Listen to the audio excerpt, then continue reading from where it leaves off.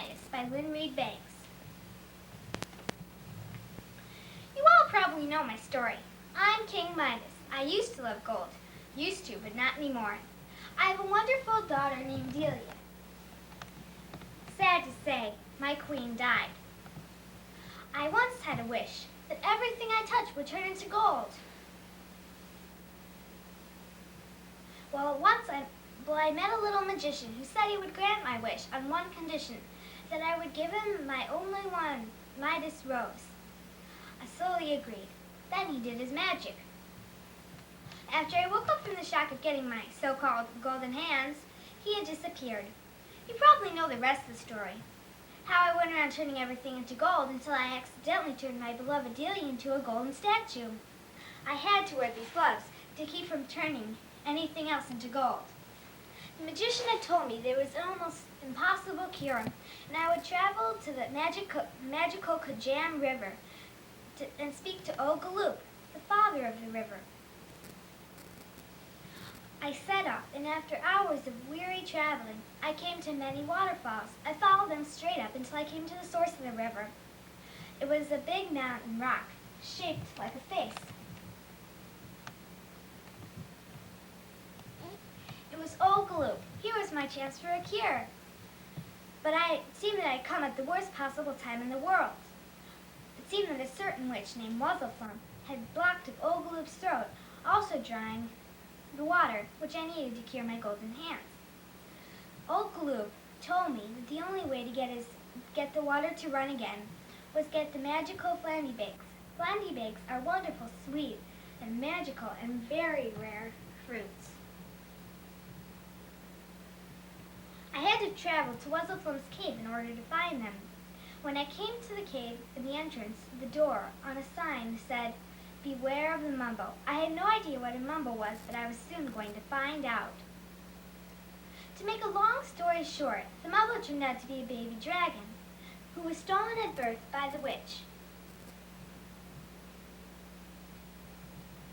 It took a lot of clever persuading on my part to convince him not to eat me. Later, we were caught up by the witch, Wuzzleflump. Disguised as a sweet little old lady, she drugged me with her potion. Later, Mumbo and I, along with Akibek, the witch's cat, the Flandybakes, and the magic de-spelling potion for my hands, managed to escape to old Galoop. Just as we got there and fed old Galoop the Flandybakes, the witch caught up with us. She had somehow known that we'd escaped and had come after us. All of a sudden, a stream of water came shooting out of old Galoop's mouth, hitting the witch. Witches can't get wet, and so she melted into nothing. That was the end of the witch, and boy were we glad. I decided that I couldn't leave Mumbo and Akibek alone, so I invited them to come live with me in the castle. We set off towards the palace, taking the de-spelling potion along to turn everything back into its normal self.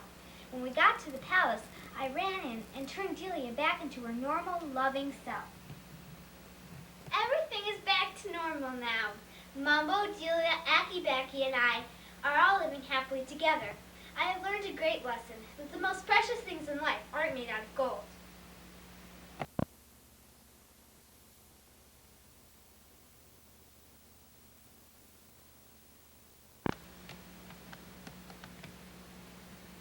Old Galoop told me that the only way to get his throat unclogged was to give him some of the delicious, sweet, and very rare magical Flandybakes.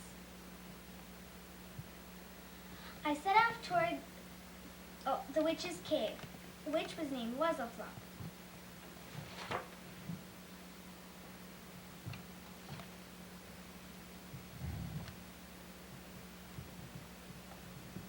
A sign on the door said, "Beware of the mumbo." I didn't know what a mumbo was, but I would soon find out. To make a long story short, the mumbo was a baby dragon stolen at birth by the witch Wuzzleflump. It took a lot of clever persuading done by my part to get the mumbo to not eat me. Soon we met up with the witch Wuzzleflump.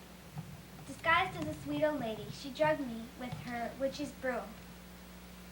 After After a while, Mumbo and I, along with Akibac and the magic de-spelling potion, escaped from the witch's lair, along with some flandy bakes for Old Galoop. But the witch somehow knew that we had gone and came after us. Just as we reached Old Galoop's throat, she descended upon us, and we fed him the flandy bakes. A stream of water came shooting out of Old Galoop's mouth just as the witch touched down. Witches cannot get hit with water, and so she disappeared into nothing.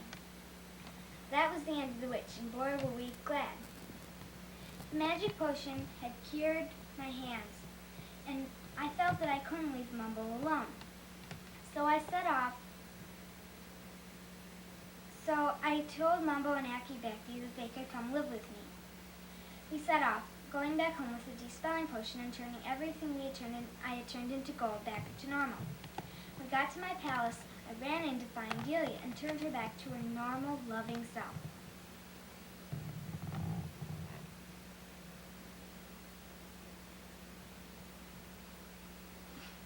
Everything is back to normal now.